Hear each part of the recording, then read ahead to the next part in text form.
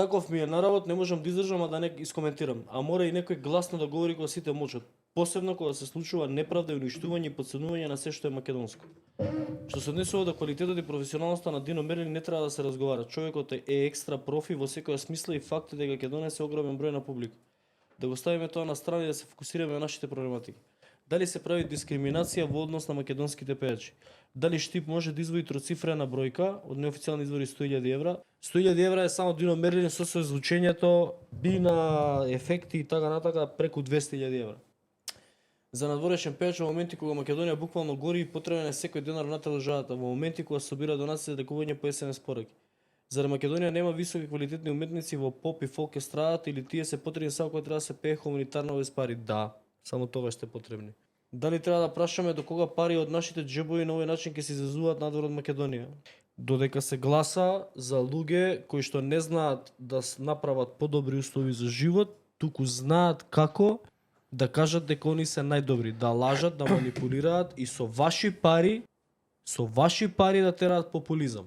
Наведете ми еден пример каде што македонски изведувач бил поканет на ваков голем настан во соседството. Нема.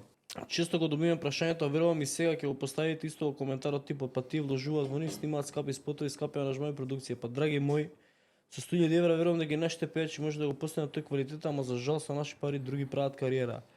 Така е спасен. Точно. Кога значи Дино Мерлин 100.000 евра, Цеца исто и точно е спасен. Ја не знам например за денот на Чачак дали е викнат, не знам, пере од нокаут да свири или спасен таму да им пее. Викнат ли е? Не се десило. Дали е викнат дали на нашите артисти им е дадено 50.000 евра за концерт во било каде на Пастрама Илијада, например.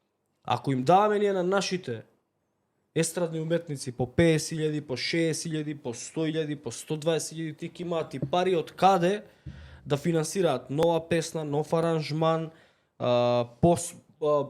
помодерни текстописци, значи зборам помодерни аранжери и така натаму.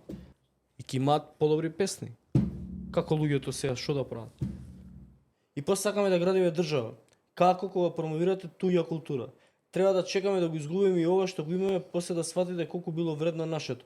Земете пример од Дегеј како се игра и пее на македонски. Не заборавајте дека музиката е нашиот идентитет, нашата историја е испишана и испеана преку песните. Немаш песна, немаш идентитет.